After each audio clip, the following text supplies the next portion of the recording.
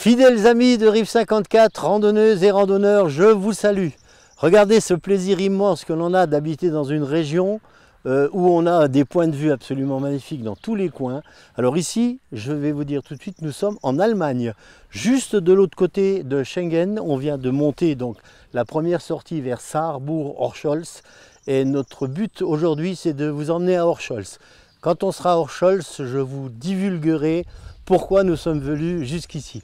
Alors, on a le plaisir de pouvoir randonner en Belgique, de randonner au Luxembourg, ce que nous avons fait il n'y a pas très longtemps, de randonner en Allemagne, et bien sûr la France avec tous nos merveilleux paysages que l'on rencontre en Meurthe-et-Moselle, en Meuse, dans les Vosges, en Moselle, exactement.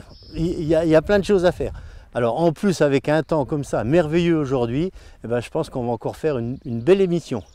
En remontant vers Horscholz, on est arrivé en haut de la butte qui domine la vallée de la Moselle et on est tombé sur un monument de la paix en commémoration du 94e régiment d'infanterie des États-Unis, United States of America. Et c'est de plaques commémoratives signées par George Bush, président des USA. Alors bien sûr, c'est l'histoire de la Deuxième Guerre mondiale pendant l'hiver 44-45, je pense que c'est lors de l'offensive sur Bastogne, qui est pas trop loin d'ici. Hein. Et ce monument, donc, encore une fois, retrace les sacrifices des soldats américains et allemands aussi, malheureusement, puisqu'ils c'était des ennemis. C'est juste tout en haut de cette côte de Horscholz. Une particularité le long des routes d'Allemagne, on est ici dans le pays de la Saar, le Saarland, et puis vous avez des champs de tulipes. Alors vous allez me dire, mais qu'est-ce qu'ils viennent faire des champs de tulipes? Mais c'est simplement pour permettre aux gens qui veulent ramasser des bouquets de tulipes de les cueillir. Et on va vous montrer que les gens ici, ils sont vachement disciplinés par rapport à certains pays. Vous allez même voir à l'entrée de ce champ de tulipes une petite curiosité qu'on va vous dévoiler tout de suite. Voilà, alors on arrive au niveau de l'extrémité du champ et puis la curiosité, on va vous la montrer maintenant. Si vous arrivez à montrer qu'en France, vous mettez 2 couteaux sur un champ de tulipes où vous pouvez ramasser les tulipes et qui sont toujours là et qui ne bougent pas, ça m'étonnerait quand même beaucoup. Mais ici, c'est l'Allemagne, ça se fait.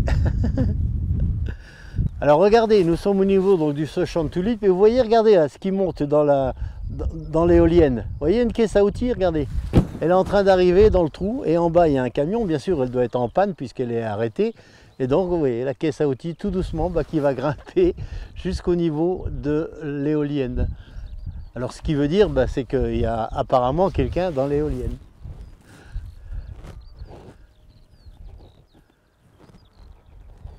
Alors, à 1 km d'Horscholz, avant d'entrer dans Horscholz, une petite particularité qui vaut le coup d'être découverte, parce qu'il faut savoir que ça existait, ça s'appelle la Hökerlinie. Alors, elle devait protéger la frontière du Reich pendant les années 38-40. Elle a été mise en service pendant 38-40. C'est l'équivalent de notre ligne Maginot. Alors, bien sûr, elle est un peu moins performante, mais vous voyez quand même ces blocs de béton. Hein, c'était simplement pour empêcher la pénétration des troupes étrangères dans le triangle de la Moselle et de la Saar. Le tronçon entre Horscholz et Ney devait devenir célèbre, était composé de tranchées de chars, de barrières bétonnées blindées, de chevaux de frise, de barrages et de barbelés. Des champs de mines, bien sûr, et des installations. Rien que dans le district d'Horscholz, on existe 29 abris bétonnés, parmi eux le B-Werk, une installation incomplète. C'est quand même impressionnant que à la Deuxième Guerre mondiale, nous on avait notre ligne Maginot en France, et puis ici en Allemagne, vous avez la ligne, ce qu'on appelle la ligne Siegfried. Voilà. Et ces blocs de béton, je peux vous garantir que quand vous avez des chars, vous ne passez pas à travers. Bon, on sait tous que la guerre, c'est la guerre, mais il y a quand même certaines personnes qui, vous voyez, ce symbole de paix qui est représenté sur un des plots de la ligne Siegfried, voilà, il y a d'autres personnes qui préfèrent avoir la paix. Alors, peace and love en anglais, guerre et paix, c'est amour et paix. C'est beaucoup mieux que, voilà, après avoir découvert ce site un petit peu exceptionnel au niveau de Horscholz, on va maintenant gagner Horscholz. On est à 1 km, hein, c'est pas loin, Romain, on peut venir. Hein. Après vous avoir fait découvrir donc la ligne Siegfried juste un petit peu avant Horscholz, on a décidé de descendre sur Mettlar pour vous montrer un petit peu cette fameuse ville de Mettlar, avec derrière moi le musée Villeroy et Boch, et puis l'endroit où on peut prendre les bateaux pour faire une croisière jusque dans la boucle de la Sarre, la Saarschleife. Donc on prend le bateau ici, ça c'est pareil, hein, ce sont des endroits où vous pouvez venir avec vos enfants, il n'y a aucun souci de ce côté-là. Alors donc dans Mettlar, on découvre un immense parc qui est derrière moi, avec l'ancienne maison des propriétaires de Villeroy et Boch. Ils ont vécu tous les deux dans cette fameuse maison. Le musée, si vous allez le découvrir, il vous en donnera beaucoup plus d'explications. Alors, une magnifique statue qui se trouve au centre de Mettlar, juste avant le musée Villeroy et Boch. Il s'appelle Ludwin. C'est un évêque qui est mort, c'est l'évêque de Trèves qui est mort en 713 à Reims. Et il était bien sûr originaire de Mettlar. Avant de vous faire découvrir la particularité que l'on est venu chercher à Horscholz, qu'on vous fera découvrir après, on est aussi au niveau d'un centre de cure. Et on va aller voir à l'intérieur parce que je pense qu'il doit y avoir pas mal de belles photos à faire à l'intérieur de ce centre. Alors dans cet espace, vous voyez, c'est un petit peu comme une serre tropicale. Là. Il y a des palmiers, il y a tout, il y a le tour. Les curistes se promènent à l'intérieur de ce parking-là. Bon, maintenant, on va aller en direction de notre curiosité, n'est-ce pas? On y va, Romain. On est dans le grand parc de Horscholz et on va aller au Baumwipfelpfad de la Saarschleife. Bon, si vous ne comprenez pas, vous comprendrez tout à l'heure. On va vous montrer ce que c'est que ce fameux Baumwipfelpfad. Et sur ce chemin, regarde, il y a des oiseaux partout. Hein. Ovowet. Ah, alors l'ovowet, ça doit être un hibou. Le hibou grand-duc.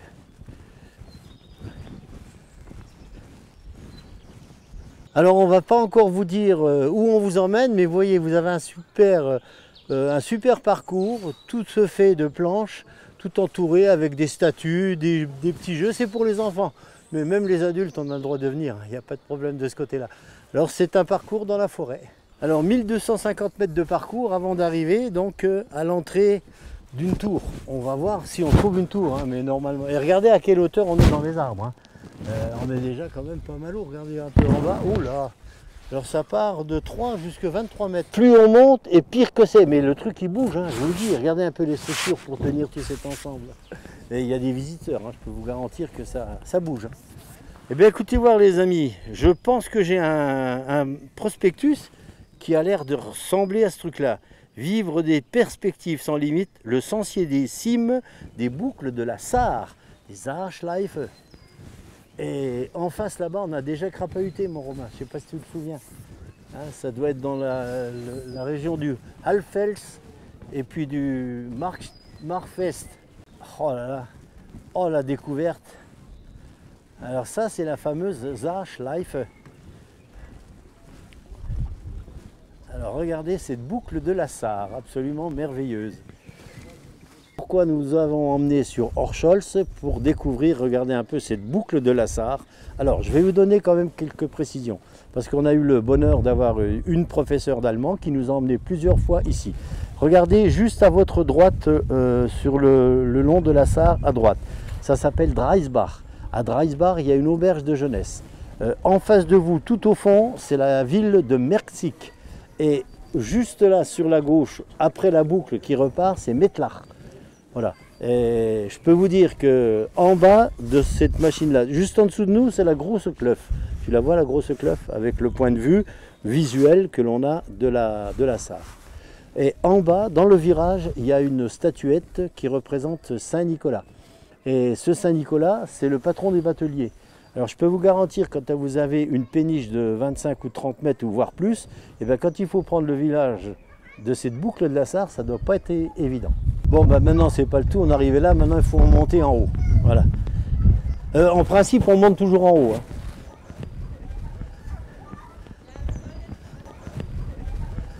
Voilà, alors on va quand même vous expliquer pourquoi cette pente douce pour accéder jusqu'en haut, jusqu'à la plateforme sur laquelle nous allons arriver, simplement parce que les personnes en fauteuil roulant peuvent accéder jusqu'en haut de la plateforme.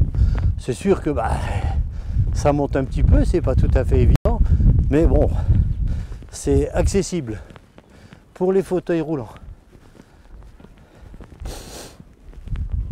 Alors, je disais donc que quand on est en haut de cette plateforme à 42 mètres d'altitude, c'est une autre vue que l'on avait en dessous. La grosse cloche, c'est juste en dessous de nous. Alors il y a un sentier qui descend jusque sur le chemin de halage qui est tout en bas. On l'a déjà parcouru aussi à pied. Ost, c'est l'est, là c'est l'ouest, dans le dos c'est le nord et là-bas c'est le sud. Mais regardez, c'est quand même cette vue absolument magnifique sur cette boucle de la Sarre. Je crois que ça valait le coup de venir jusque là. On est un peu fatigué parce que ça monte, mais c'est pas grave. Alors de ce côté-là, c'est la boucle de la Sarre et de l'autre côté, c'est la ville de Horscholz. Vous voyez, on a une vue un peu merveilleuse sur la ville de Horscholz. Alors, je vous dis aussi tout de suite que vous pouvez venir avec des enfants, des petits-enfants et tout. C'est absolument accessible à tout le monde et il n'y a aucun problème pour accéder sur cette tour. Bon, il y a un petit prix à payer bien sûr parce qu'une structure pareille, il faut l'entretenir. Mais bon, je veux dire, quand on voit ces paysages, on se dit il y a quand même des sacrés inventeurs sur la Terre.